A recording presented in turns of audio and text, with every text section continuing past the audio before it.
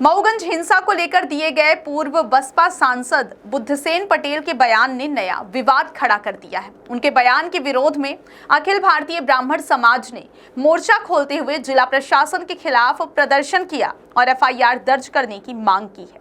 इस बीच अधिवक्ताओं ने भी सिविल लाइन थाने में शिकायत दर्ज कराई। अखिल भारतीय ब्राह्मण समाज के प्रदेश अध्यक्ष पुष्पेंद्र मिश्रा ने कहा कि बुद्धसेन पटेल ने मऊगंज हिंसा को सही ठहराकर लोगों को भड़काने की कोशिश की है। समाज इसे बर्दाश्त नहीं करेगा और हर जिले में ज्ञापन सौंपकर उनके खिलाफ एफआईआर की मांग की जाएगी। वहीं भाजपा जिला अध्यक्ष वीरेंद्र गुप्ता और रीवा के कई अधिवक्ताओं ने भी पुलिस से कार्रवाई की मांग की।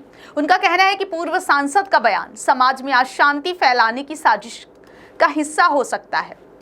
इस पूरे मामले पर पुलिस का कहना है कि हमने विवादित वीडियो को संज्ञान में लिया है और कानूनी प्रक्रिया के तहत जांच जारी है। जरूरत पड़ने पर पूर्व सांसद की भूमिका की भी जांच होगी। अब देखना होगा कि प्रशासन इस विवाद पर क्या रुख अपनाता है और क्या पूर्व सांसद बुद्धसेन पटेल पर कानूनी शिकंजा कसा जाता है या फिर नहीं।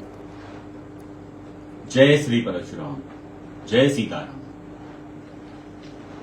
मुझे वैसे 2 दिन पहले ही इस विषय पर बोलना चाहिए था, क्योंकि मैं भोपाल से बाहर था सपरिवार, इसलिए समय नहीं मिला।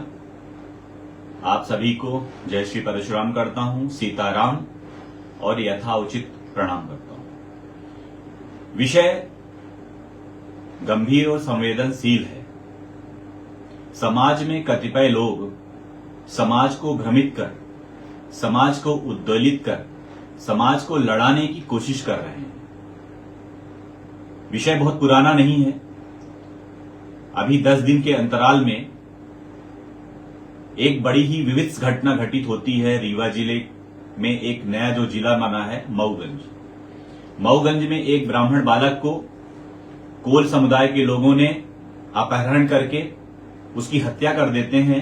इसके पश्चात पुलिस के द्वारा, जब पुलिस को ज्ञात होता है तो पुलिस जब जाती है तो पुलिस के एक एएसआई को, और वो भी संयोग से वो भी ब्राह्मण ही थे, उनकी भी हत्या कर देते हैं। पूरा वाकया आप सभी के पटल पर है। ये घटना जब सरकार, शासन, प्रशासन के जहन में आती है, मीडिया के जहन में आती है, अखिल भारतीय ब्राह्मण समाज व समस्त सवर्ण समाज ने रीवा बंद का आह्वान कर रीवा, मऊगंज व रीवा के समीपस्थ उस संभाग को बंद करने का आह्वान करते हैं और आरोपियों की गिरफ्तारी की मांग करते हैं। तब शासन और प्रशासन चेतता है और आनंद फानन में, चूंकि अखिल भारतीय ब्राह्मण समाज के तत्वावधान में जब रीवा बंद हुआ था तो हमारी मांग थी कि कलेक्टर और एसपी को हटाया जाए, तो शासन प्रशासन चेत कर तत्काल उसी दिन एसपी और कलेक्टर का स्थानांतरण कर देते हैं। आरोपियों की गिरफ्तारी हो जाती है। लेकिन सवर्ण समाज, ब्राह्मण समाज की यह मांग रहती है कि जब, क्या मध्य प्रदेश में 2 कानून होंगे? सवर्ण समाज का कोई भी व्यक्ति कोई कृत्य करता है, कोई घटना घटित करता है तो उसके मकान को तोड़ दिया जाता है, और अन्य समाज की जब कोई व्यक्ति घटना घटित करता है तो उसको सामान्यतः अपराध की श्रेणी में लेते हुए एफआईआर होती है, उसकी गिरफ्तारी हो जाती है। तो इसको लेकर के भी अखिल भारतीय ब्राह्मण समाज व सवर्ण समाज ने मांग की कि उसके घर को भी, अपराधी के घर को भी तोड़ा जाए। क्योंकि हाईकोर्ट, माननीय हाईकोर्ट व माननीय सुप्रीम कोर्ट के अभी पिछले साल ऐसे निर्णय आए हैं कि मकान को न तोड़ा जाए। लेकिन इसमें हमारा यह निवेदन है कि अगर वह मकान उसका नियम विरुद्ध नहीं है तो उसके मकान को तोड़ा जाए। ठीक है। इसके आगे में आज लाइव आने का विषय यह है कि एक 3 दिन पहले एक वीडियो बड़ी तेजी से वायरल होती है, और वह वायरल होते हुए मेरे तक जब पहुंचती है, वह वीडियो में जो बोलने वाला व्यक्ति है पूर्व कांग्रेस का, मुझे ऐसा पता चला है कि बड़ा नेता है रीवा का, नाम है बुद्धसेन पटेल। आप जब उसके एक एक शब्दों को सुनेंगे तो ये लगेगा कि समाज को भ्रमित कर, समाज को लड़ाने की बात कर रहा है और अपराधियों को संरक्षण देकर उनको प्रोत्साहित करने की कोशिश कर रहा है। वह यह कह रहा है कि कोल समाज के जिन लोगों ने इस घटना को कारित किया है वह बहुत अच्छा किया है और वह अपने शब्दों से उनकी पीठ थपथपा रहा है। वो ये कहने की कोशिश कर रहा है कि 75 ऐसे कृत्य करना चाहिए, ऐसा बुद्धसेन पटेल का कहना है। बुद्धसेन पटेल यही नहीं रुके, 9 मिनट कुछ सेकंड की वीडियो है। मैंने उस वीडियो में लगातार एक एक शब्दों को सुना और उसको जानने की कोशिश किया। पहली बात तो बुद्धसेन पटेल यह कहने की कोशिश कर रहे हैं कि कब तक सहते रहोगे। अब आप समझने की कोशिश करना कि वह समाज को कहां ले जाने की कोशिश कर रहा है। समाज में वर्ग संघर्ष की स्थिति बनाने की कोशिश कर रहा है बुद्धसेन पटेल। उसने कहा कब तक सहते रहोगे। उसने यह भी कहा कि कोल समाज के लोगों ने जाकर के मारा, यह बहुत अच्छा काम किया। वह बार बार जाति और पाति की बात कर रहा है। इसका मतलब यह है कि, और दूसरी बात यह कि वह संविधान के निर्माता, हमारे जो संविधान के निर्माता हैं डॉक्टर भीमराव अंबेडकर जी की दुहाई दे रहा है और वो यह कह रहा है कि संविधान में जो चीजें लिखी हुई हैं वह संविधान में हम लोगों को नहीं मिला है। हम लोगों को यानी कि अन्य समाज को नहीं मिला है। तो संविधान में जो हम लोगों को माननीय भीमराव अंबेडकर जी ने जो लिखा है, इसका मतलब यह लिखा है कि जो अन्य जाति हैं उन्हीं के लिए सब कुछ लिखा है और जो ब्राह्मण, क्षत्रिय और वैश्य यानी सवर्ण समाज हैं उनके लिए क्रोध का भाव लिखा है। ऐसा उसका कहना है कि बड़े जो लोग हैं, बड़े जो लोग मतलब ऊंची जाति के जो लोग हैं वो हमेशा अत्याचार करते हैं, हिंसा करते हैं, दुर्व्यवहार करते हैं, सम्मान नहीं देते हैं। ऐसा बुद्धसेन पटेल का कहना है उस वीडियो में। बुद्धसेन पटेल यही नहीं रुके हैं, क्योंकि 9 मिनट की वीडियो है, आप समझ सकते हैं। उन्होंने लगातार बहुत सारी अपने अंदर की जो जहर है वो उगलने की कोशिश करी है। उन्होंने जाति जनगणना की भी बात करी है और जाति जनगणना को उन्होंने किन शब्दों से जोड़ करके उन्होंने ये कहा है कि जो जानवर होते हैं तो जानवरों की भी जनगणना होती है, तो हम जानवरों से भी क्या बदतर हैं, हमारी भी जाति जनगणना होनी चाहिए। हम मतलब अन्य जातियों की। ऐसे उन्होंने यहां ही नहीं रुके हैं, इसके बाद उन्होंने लुटेरे शब्द का भी इस्तेमाल किया है। सवर्ण समाज को लेकर के उन्होंने लुटेरा शब्द भी इस्तेमाल किया है। मऊगंज की इस ऐसी विभत्स कर देने वाली, रोंगटे खड़े कर देने वाली घटना को उन्होंने लगातार जाति को बांधने की कोशिश करी है। उनका कहना यह है कि जो बड़े जाति के लोग होते हैं, जो ब्राह्मण हैं, क्षत्रिय हैं, वैश्य हैं, उन्होंने हमेशा अत्याचार किया है और आप लोग जागो। और कोल समाज के, मऊगंज में जो कोल समाज के लोग हैं उन्होंने बड़ा अच्छा काम किया है, उन्होंने बदला लिया है और हम उनके साथ हैं। और बाबा भीमराव अंबेडकर जी की संविधान की दुहाई देकर के लगातार वह कहने की कोशिश कर रहा है कि हम सब अब जागें और हमें संविधान में इस तरह की हम लोगों को संविधान में ये लिखा गया है कि हम लोग जो वंचित हैं, जो हमें प्राप्त नहीं हुआ है वह अब हम प्राप्त करके रहेंगे। मेरा ये कहना है। अब मैं आता हूं अपने मुद्दे पर। मेरा ये कहना है कि बुद्धसेन पटेल ऐसे नीच, दुष्ट, मैं नीच कह रहा हूं, दुष्ट कह रहा हूं, अल्पज्ञ कह रहा हूं, तुम्हें बुद्धि नहीं है, समाज को लड़ाने की बात करते हो। तुम्हें इतना भी पता नहीं है कि अगर तुमने राजनीति करी है तो क्या तुम्हें उन्हीं लोगों ने, जिनकी वो तुम तरफदारी कर रहे हो, उन्हीं लोगों ने तुम्हें वोट दिया होगा? क्या ब्राह्मण, क्षत्रिय, वैश्य ने तुम्हें वोट नहीं दिया? मैं ये नहीं कहने की कोशिश कर रहा हूं, मैं अलग करने की कोशिश नहीं कर रहा हूं, मैं जाति पात को विभक्त करने की कोशिश नहीं कर रहा हूं, लेकिन मेरे मन की जो दशा है, मैं ये कहने की कोशिश कर रहा हूं कि बुद्धसेन पटेल जैसे निकृष्ट लोग, मूर्ख लोग, नीच लोग ही समाज को अलग करने की कोशिश करते हैं। अगर आप सही बात कर रहे हो तो आप अपराधी को बढ़ावा देने की कोशिश क्यों कर रहे हो? आप अपराध को बढ़ावा देने की कोशिश क्यों कर रहे हो? अपराधी की कोई जाति नहीं होती है। मैं ये कह रहा हूं, अपराधी की कोई जाति नहीं होती है। वह ब्राह्मण समाज से भी आ सकता है, वह क्षत्रिय समाज से भी हो सकता है, वह वैश्य समाज से भी हो सकता है, वह अन्य समाज से भी हो सकता है, लेकिन अपराधी को संरक्षण देना, अपराधी को प्रोत्साहित करना भी मेरे समझ से, मेरी मति से, वह भी अपराध की श्रेणी में आता है।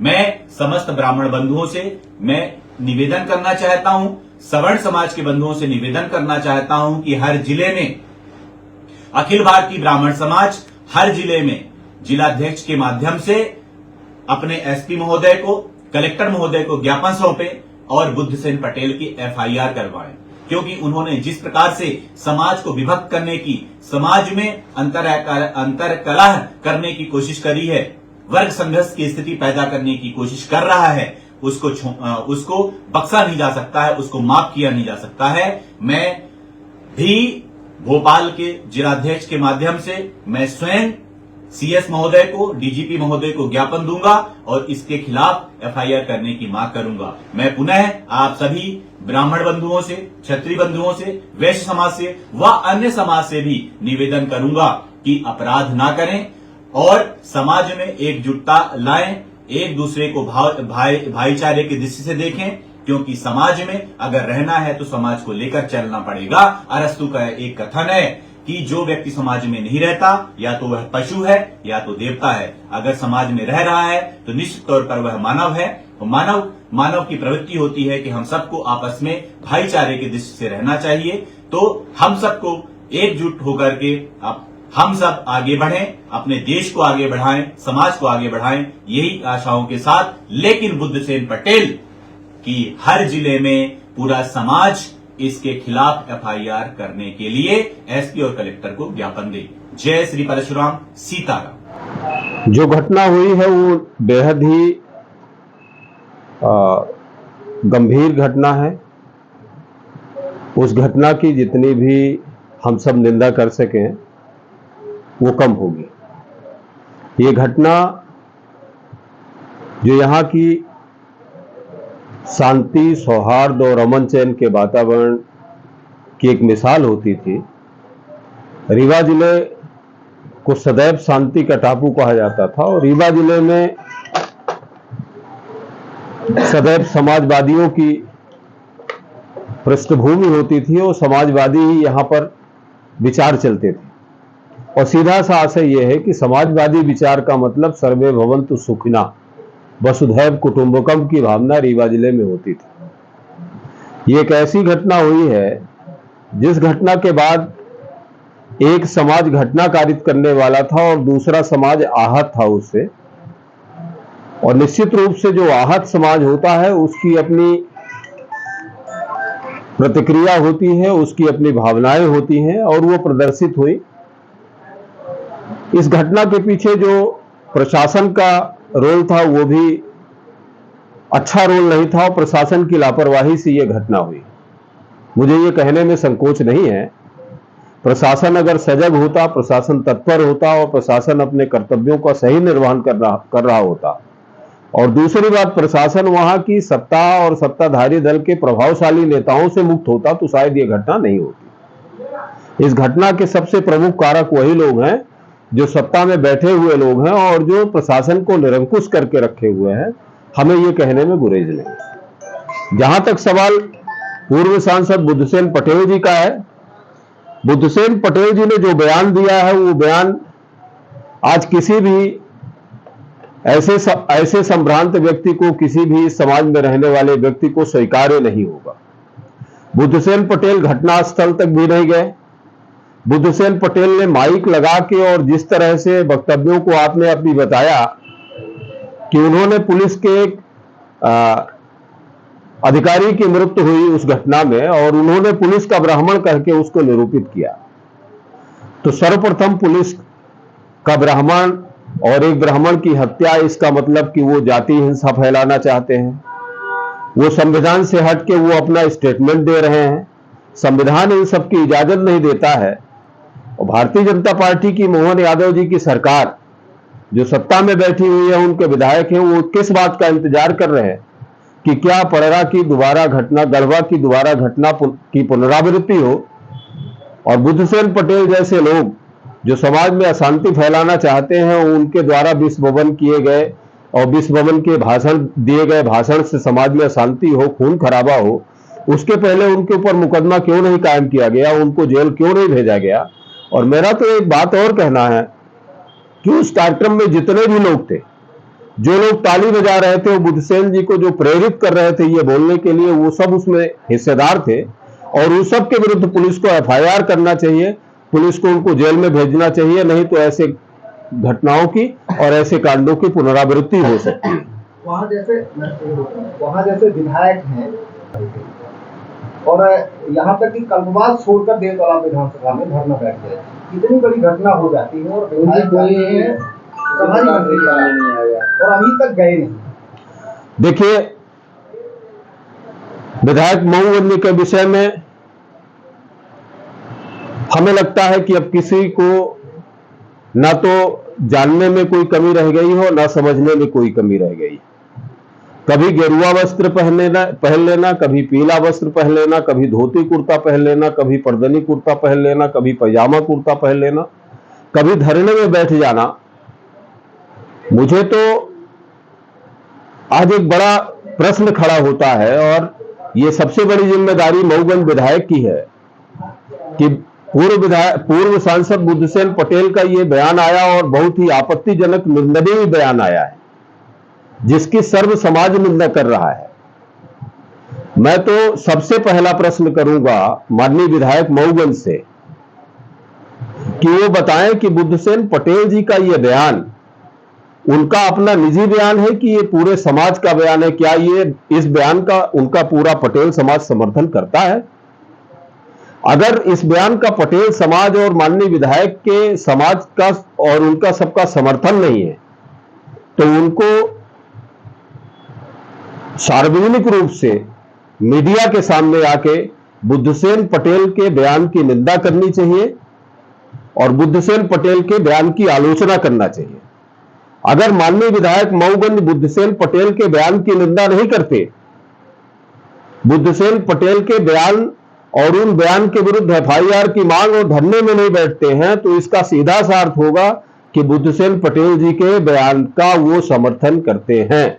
बीते दिन घटना हुई थी, उसके बाद फिर काफी विरोध प्रदर्शन हुआ, उसके बाद फिर पूर्व सांसद बुद्धसेन पटेल जी ने विवादित बयान दिया। क्या मानते, किस प्रकार से बयान दिया? देखिए, जो मऊगंज की घटना हुई, निश्चित तौर से जितनी भी निंदा की जाए कम, इसलिए कि उसमें एक परिवार को चिन्हित किया गया था। दूसरी बात, आरोप प्रत्यारोप एक दूसरे पर लगते रहते हैं। ये कानून व्यवस्था है, किसी की भी क्षति होती है या दिक्कत होती है तो कानून का सहारा ले सकता है। परंतु मऊगंज में पुलिस के साथ घटना हुई, एक पुलिस अधिकारी को मार दिया गया। दूसरी बात, प्रशासनिक अधिकारी तहसीलदार के साथ मारपीट हुई, वो गंभीर रूप से घायल है। अन्य प्रशासनिक अधिकारी घायल हैं। एसडीओपी भी मौके पर स्थल पे थी। जानलेवा हमला हो रहा था। आरोपी अपराधी किसी वर्ग समाज के नहीं होते। अपराध को बढ़ावा देना किसी कौम, किसी संगठन, किसी परिवार को शोभा नहीं देता। जिस प्रकार बयानबाजी अभी तत्काल विगत दिनों एक पूर्व सांसद जी का बयान आया है, निश्चित तौर से निंदनीय है। इसलिए कि कुशल जनप्रतिनिधि को ऐसे वक्तव्य, ऐसे समाज में ऐसे विषाक्त विचार वायरल नहीं करना चाहिए, प्रसारित नहीं करना चाहिए। ऐसे कौम को, ऐसे परिवार को, वातावरण अति संवेदनशील है, ऐसी अति संवेदनशील परिस्थिति में उन्हें ऐसे शब्दों का प्रयोग कर भड़काऊ भाषण देना, दो वर्गों को, दो समाजों को, दो परिवारों को लड़ाने का काम करना, यह अनुचित है। हम तो यहां तक ये कहते हैं कि उनके इस बयान को महत्व ही नहीं दिया जाना चाहिए, क्योंकि महत्वहीन इस विचार है। जो समाज को लड़ाने का काम करते हैं, जो परिवार को लड़ाने का काम करते हैं। आज हमारी समरसता का देश है, वसुधैव का देश है। कहां पे लिखा है? इसके पहले एक रीवा में घटना हुई थी एक महिला के साथ। सिमरिया के एक प्रत्याशी, पूर्व प्रत्याशी, विधानसभा के प्रत्याशी थे। मामला हुआ था, किस समाज ने आवेदन देने गए थे? ये कहां थे उस समय? ये मात्र वर्ग को, वर्ग संघर्ष से पैदा करना चाहते हैं, समाज को लड़ाना चाहते हैं। ये ऐसे शब्दों का प्रयोग करके संविधान को, कानून को, लॉ एंड ऑर्डर को हाथ में ले रहे हैं। हम कहते हैं किसी परिवार को आहत हुआ, लोगों ने, किसी समाज ने आवेदन दिया, लॉ एंड ऑर्डर के खिलाफ दिया, व्यवस्था के खिलाफ दिया, कानून को जो हाथ में ले उनके खिलाफ दिया। कानून को हाथ में लेने को किसी को अधिकार नहीं, चाहे वो जनप्रतिनिधि हो, चाहे वो सामान्य नागरिक हो। पुलिस प्रशासन जो हम सबकी व्यवस्था करने के लिए गई थी, वहां पर मारा कौन गया? पुलिस मारी गई, प्रशासनिक अधिकारी मारे गए।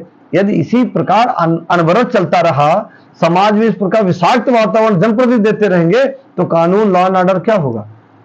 समाज में कैसे लोग रह पाएंगे? तो समाज में इस प्रकार का विषाक्त वातावरण पैदा करने वालों के खिलाफ कार्रवाई होनी चाहिए। किसी को यह अधिकार नहीं है, आपको अधिकार है, मौलिक अधिकार है, पर दूसरे के मौलिक अधिकार को हनन करने का आपको अधिकार किसने दिया है? संविधान ने आपको अधिकार दिया है, पर संविधान ने दूसरों के अधिकार का हनन करने को आपको अधिकार नहीं दिया। इस प्रकार के शब्दों का प्रयोग करना, समाज को लड़ाने का काम करना, असंसदीय शब्दों का प्रयोग करना, किसी वर्ग संघर्ष को टारगेट करना, किसी विषय को उत्तेजना पैदा करना, वहां समाज को लड़ाने का काम करना, यह शोभा नहीं देता। अभी अधिवक्ता संघ के द्वारा ज्ञापन भी दिया जी, निश्चित तौर से अधिवक्ता परिवार की तरफ से एक प्रतिनिधि मंडल सिविल लाइन थाना में और मऊगंज में इसकी लिखित शिकायत हुई है। पुलिस विवेचना करेगी। पुलिस कानून पर हम सबको भरोसा होना चाहिए।